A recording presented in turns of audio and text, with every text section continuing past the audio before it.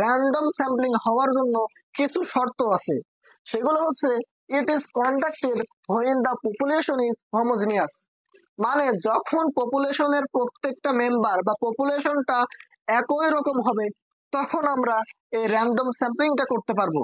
এবং এই random sampling তখনই করতে পারবো যখন আমাদের পপুলেশনটা হবে ভেরি স্মল, খুব ছোট, তখন আমরা এই ধরনের স্যাম্পলটা করতে পারবো। এবং ইট ইজ কন্ডাক্টেড, এটা করা খুবই সহজ।